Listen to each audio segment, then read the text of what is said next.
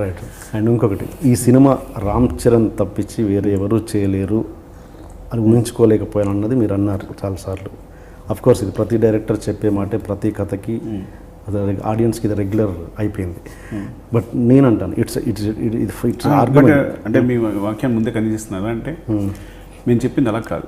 నేనేం చెప్పానంటే ఒక సినిమా అయిపోయిన తర్వాత ఒక డైరెక్టర్కి వేరే ఆర్టిస్ట్ ఎవరు మైండ్లోకి రావట్లేదు అంటే అంతకంటే గొప్ప సక్సెస్ కాదు అని. అరే మిగతా వాళ్ళు అయితే చేస్తుండేవారనో, వేరే వాళ్ళు అయితే చేస్తుండేవారనో అని మైండ్లోకి రాలేదు. కంటిన్యూస్గా ఇంకా తనే నా బ్రెయిన్లో తిరుగుతూ తనే ఆక్యుపై చేసేసి తిన తప్ప ఇంకెవరు కాదు అనిపించేలా సినిమా ఎండ్ అయ్యేసరికి నాకు ఆ పరిస్థితి వచ్చింది అంటే నేను నా కాంట్ ఇమాజిన్ ఇంకెవరిని ఊహించుకోలేకపోతున్నాను అని అంటే కనుక ఇంకా అంతకన్నా ఆర్టిస్ట్ సక్సెస్ లేదు.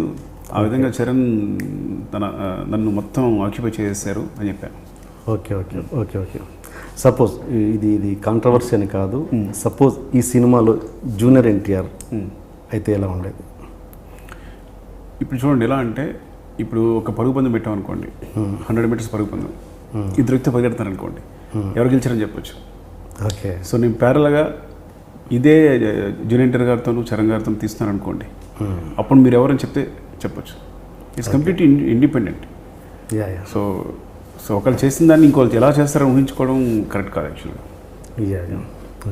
Okay okay. మహేష్ ఎవరు, Tarak, even because they are artist, they are become stars అంతేగాని సో బట్ ఏంటంటే ఎప్పుడు మనం కంపేర్ చేయలేం. ఎందుకు కంపేర్ చేయలేము అంటే ఇద్దరికి ఒకే పందెం పెడితే ఓకే, కానీ మనం సెపరేట్ తీస్తున్నాం. ఒకళ్ళది ఇంకో సినిమా తీస్తున్నాం, ఇంకోళ్ళది ఇంకో సినిమా తీస్తున్నాం. సో అది ఎప్పుడు కరెక్ట్ కాదు కంపేర్ చేయడం.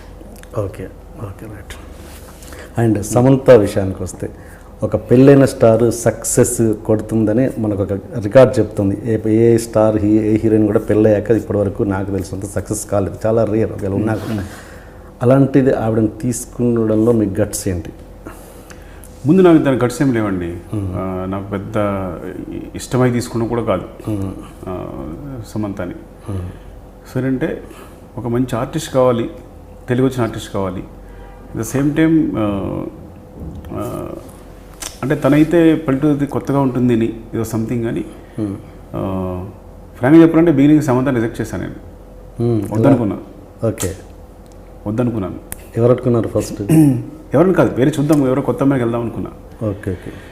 వద్దనుకోవడం మీన్స్ ఎవరో చెప్తేనే కదా వద్దనేది. ఎవరు అలాని కాదు, నేను ఓకే ఇద్దరు స్టార్ని సెట్లో మెయింటైన్ చేయలేమో అనుకున్నా. ఓకే. ఒకరి చరణ్ సమంత, నేను ఎప్పుడు ఆ సెట్లో డైలాగ్ రాసే బాబుతో నేను రాస్తూ ఇద్దరిని వెయిటింగ్లో ఉంచి, ఓకే అంటే ఇద్దరికి వెళ్ళి మళ్ళీ సారీ చెప్పుకుని లేదు కొంచెం లేట్ అయిందని ఇద్దరికి చెప్పుకునేమో ఒక్క స్టార్ చాలు.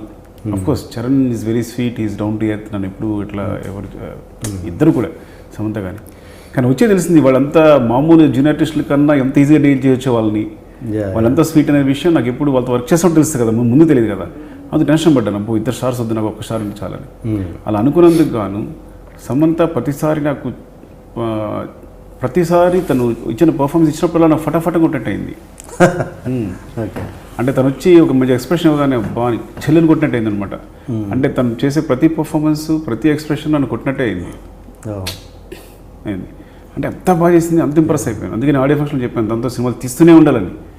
ఆ లైఫ్ లాంగ్ తను 30 years ఏజ్ వస్తే 30 years ఉన్న అమ్మాయిలాగా, 40 years వస్తే 40 years ఉన్న అమ్మాయి తీస్తూనే ఉండాలనిపించింది చెప్పాను. అంటే అంత ఇంప్రెస్ అయిపోయాను.